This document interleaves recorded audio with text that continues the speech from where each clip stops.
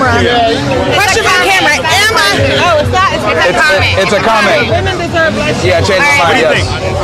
I just want to know.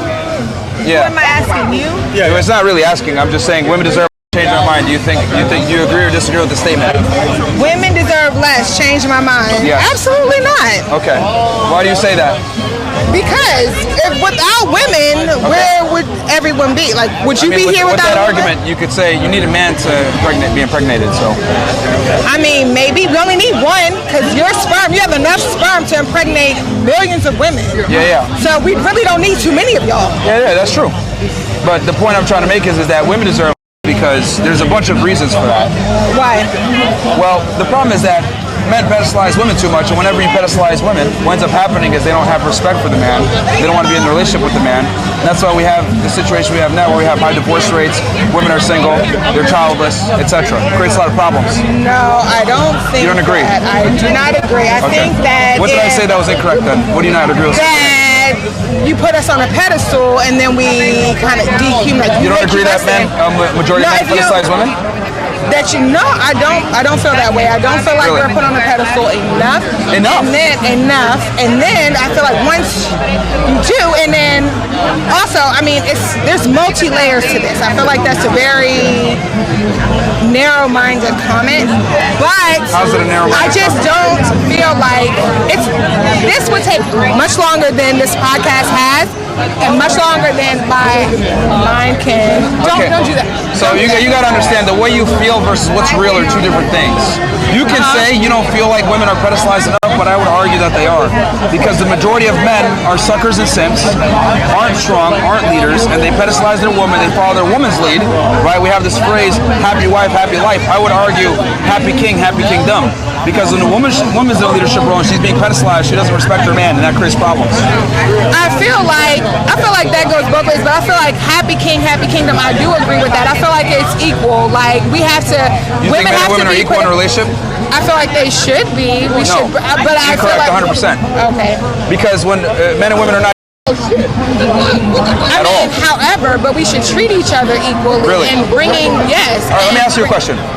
Do you prefer a man that's taller than you?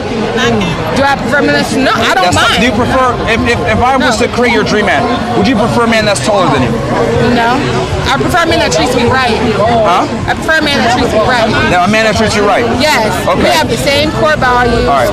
Let's assume you guys... He treats you right and you guys have the same core values. Would you prefer a man that earns more money than you? No. As long as we are happy in the space that we're in. Are you single? No. Very married. You married? How long have you guys been married? 3 years. Who's the leader in that relationship? My husband. Who's the decision maker, him or you? We both make decisions. We sit down and we have conversations. Really? Yes. He defers to you? He doesn't. So there's got to be one decision maker. No, we sit down and we list out everything that, like, what is... If there's a disagreement, who makes the final decision? I feel like it's a combination of both of our thoughts and feelings on the situation. See, that's problematic. Why is it? That's extremely problematic because whenever you're on the same footing as your woman, right, she's going to think she's equal to you. When your woman thinks that she's equal to you, she thinks she can step to you and talk to you in a certain way, and she has authority over you. That's a problem. I don't believe that. And anytime a woman feels as though she has authority, she starts to disrespect the man. That's why we have such a high divorce rate. We have problems in relationships because men don't understand that they're supposed to be the leader. You make the decisions your way or the highway.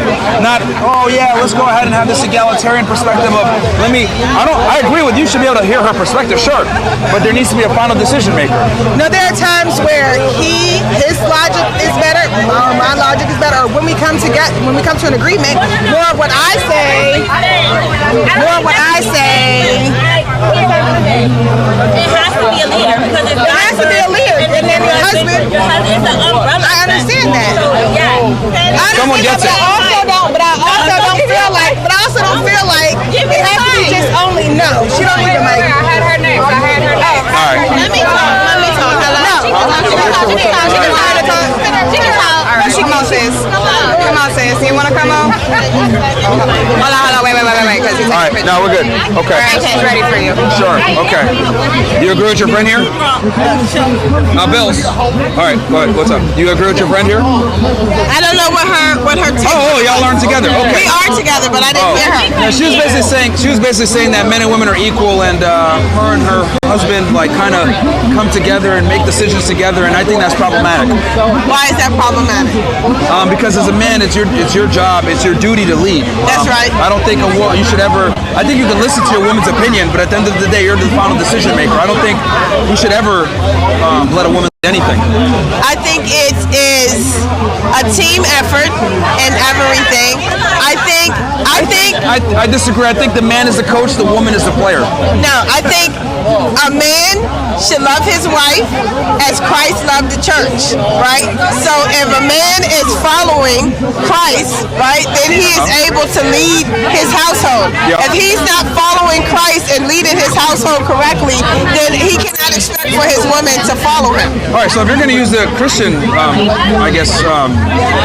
role, then in that one, the man is absolutely the leader. Women have almost no say. No, if he is following Christ, that's the thing. Yeah. If he is following Christ how he's supposed to be following Christ, if he's reading his Bible, if he's in his word, if he's praying, then the women will naturally lead. You know what's interesting? But in a respectful form. You know what's interesting? What? Almost every religion in every society on earth that stood the test of time has the man as the leader, not just Christianity. Yeah. I mean, but So again, what does that tell you? But again, you can lead.